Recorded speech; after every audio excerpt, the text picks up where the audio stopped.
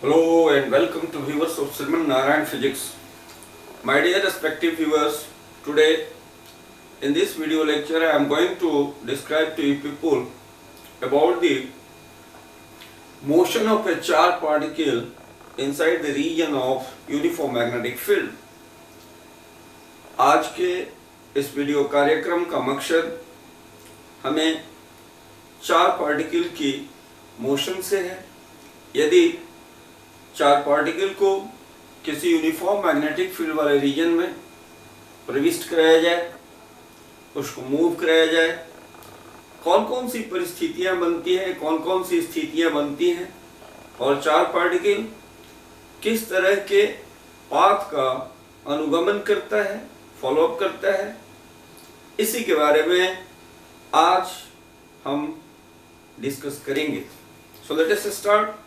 Firstly I would like to tell you that in my previous video lecture already I have taught to you that if a charged particle is allowed to move inside the region of uniform magnetic field, then it is observed that the charged particle experiences a force, and that force is called the magnetic Lorentz force.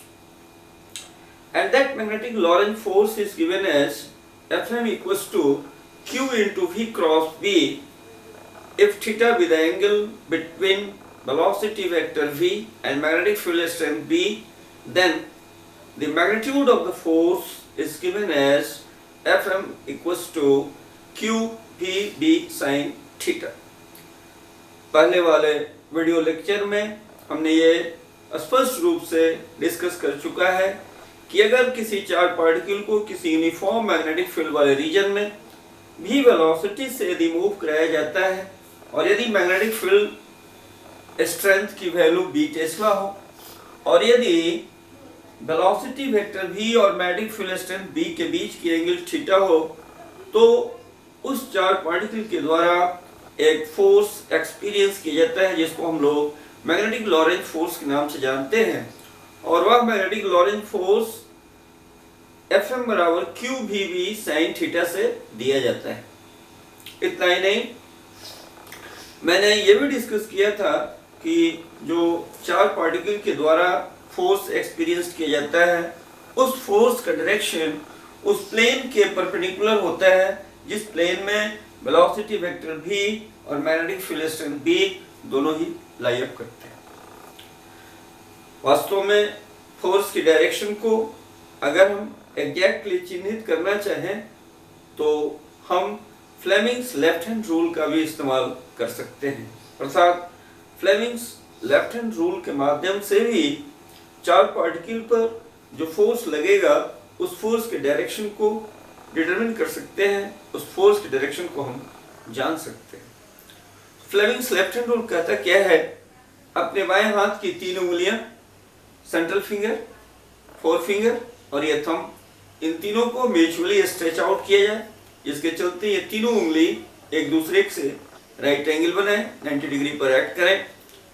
अगर इस four finger को हम magnetic field के direction में इसको ten करें और ये जो सेंट्रल फिंगर है या मिडिल फिंगर है इसको हम लोग वेलोसिटी के डायरेक्शन में टेन करें, तो वैसे स्थिति में ये जो थंब होता है, इस थंब का जो डायरेक्शन होता है वही मैग्नेटिक लॉरेंट फोर्स Fm का डायरेक्शन होता है। अब हम चाहते हैं कि यह जो magnetic Lorentz force charge particle के द्वारा अनुभव किया जाता है इसके भिन्न भिन्न स्थितियों को, परिस्थितियों को डिस्कस करें। एक चीज मैं यहाँ स्पष्ट रूप से डिस्कस करना चाहता हूं कि चार्ज पार्टिकल की जो ट्रेजेक्टरी होती है, चार्ज पार्टिकल जिस पाथ को फॉलो अप करता है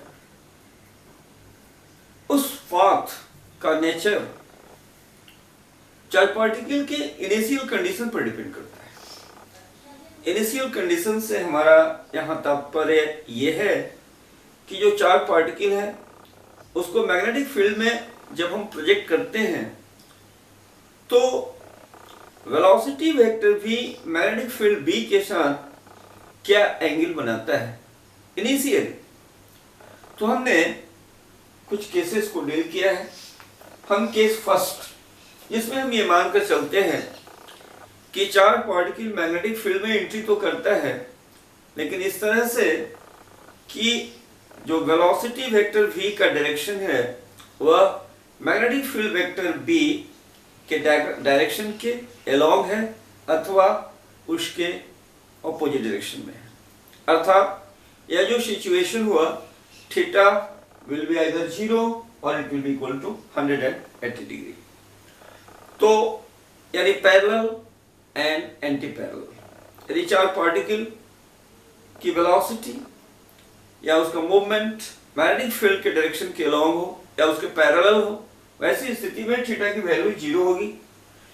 और यदि वह चार्ज पार्टिकल मैग्नेटिक फील्ड के एंटी पैरेलल मूव प्रोजेक्ट किया जाए तो वैसी स्थिति में थीटा की वैल्यू 180 डिग्री होगी।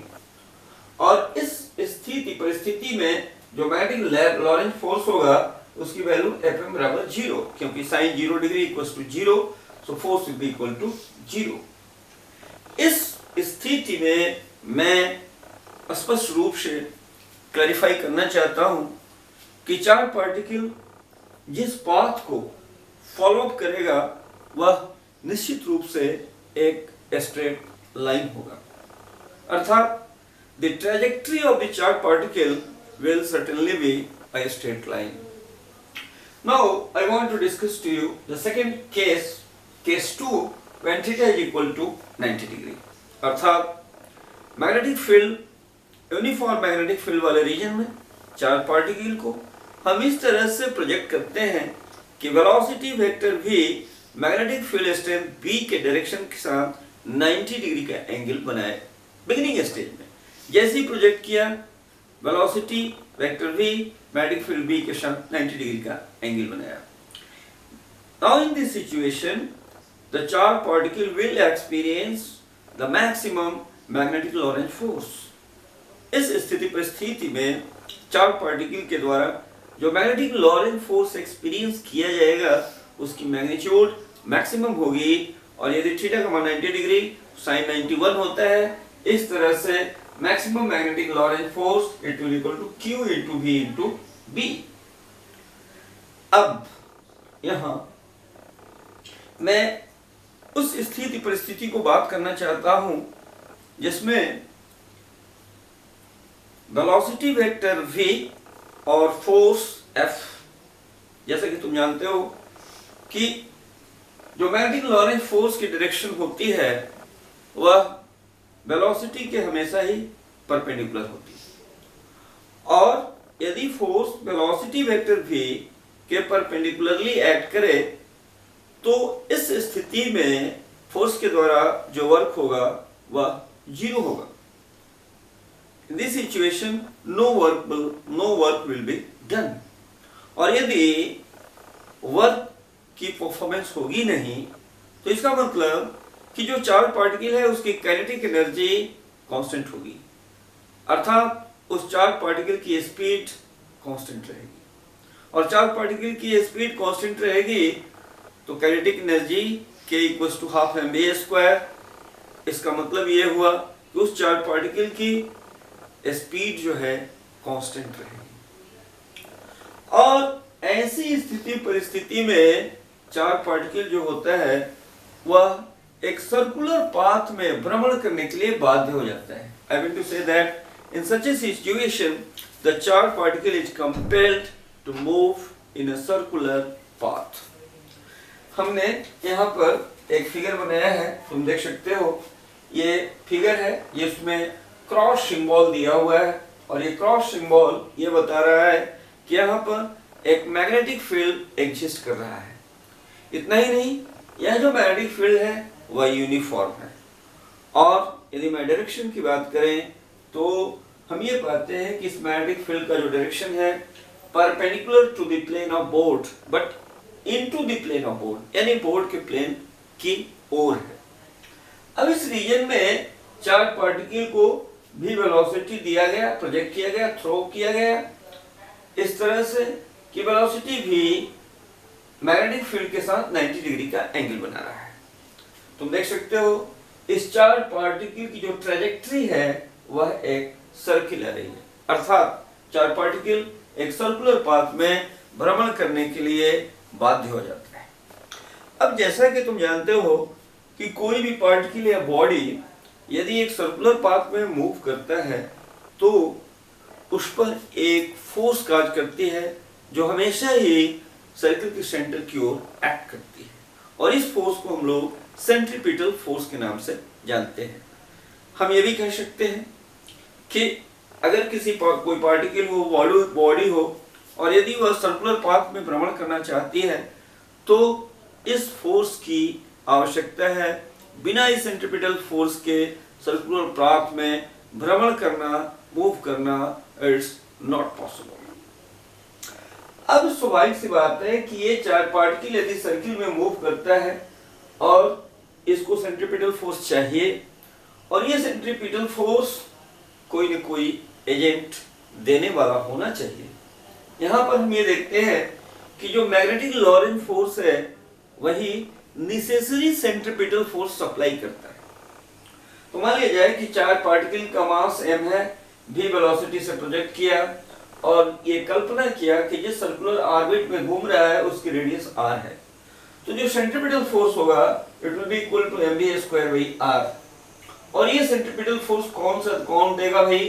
तो यह देगा मैग्नेटिक लॉरेंज फोर्स, और ये मैक्सिमम मैग्नेटिक लॉरेंज फोर्स यानी Q × V × B होगा। और इस इक्वेशन से यदि r की वैल्यू निकालें, यानी ये जो सर्कुलर पाथ है, इस सर्कुलर पाथ की रेडियस की वैल्यू कैलकुलेट करें तो ये वैल्यू आता है r = mv/qb। अब हम इस चार पार्टिकल के टाइम पीरियड की बात करें। टाइम पीरियड का मतलब यह हुआ कि एक कंप्लीट राउंड ट्रिप इस सर्कुलर पाथ में भ्रमण करने में जो समय लेगा वह समय ही टाइम पीरियड कहलाएगा। तो मान लेते हैं कि टाइम पीरियड t है। भाई टाइम पीरियड यदि t है तो यदि इस ऑर्बिट का एक चक्कर मूव करे तो इसके द्वारा जो डिस्टेंस कवर अप किया जाएगा वह इस सर्किल के सर्कमफेरेंस के बराबर होगी, अर्थात t = 2πr divided by speed. Speed हमें v मांग लिया है तो t = 2πr/v, और ये वैल्यू r की वैल्यू इसमें पुट अप करें तो हमें मिलता है t = 2πm divided by qb। Now I want to discuss to you people about the frequency. Frequency, that is the number of trips made by the charged particle in 1 second। यानी एक second में charge particle के द्वारा जितने trips लगाए जाएंगे उन trips की संख्या जो होगी वह संख्या ही फ्रीक्वेंसी के नाम से जानी जाएगी। मान लो भाई ये फ्रीक्वेंसी f से डिनोट करें तो ये जो फ्रीक्वेंसी होती है it is reciprocal of time period, यानी f = 1/t, और 1/t का वैल्यू होगा ये ऊपर चला जाएगा, अर्थात फ्रीक्वेंसी की value f = qb divided by 2πm। इस तरह से आज के इस वीडियो लेक्चर में हमने तुम लोगों को ये डिस्कस किया कि किस तरह से मैग्नेटिक लॉरेंज फोर्स किसी चार पार्टिकल पर कार्य करता है और चार पार्टिकल की ट्रेजेक्टरी क्या होती है। भिन्न भिन्न सिचुएशन में इनिशियल कंडीशन के मुताबिक जो चार पार्टिकल्स होते हैं उनकी ट्रेजेक्टरी डिसाइड की जाती है। आज के इस वीडियो लेक्चर का हम यहीं पर समापन कर रहे हैं। Okay, thanks.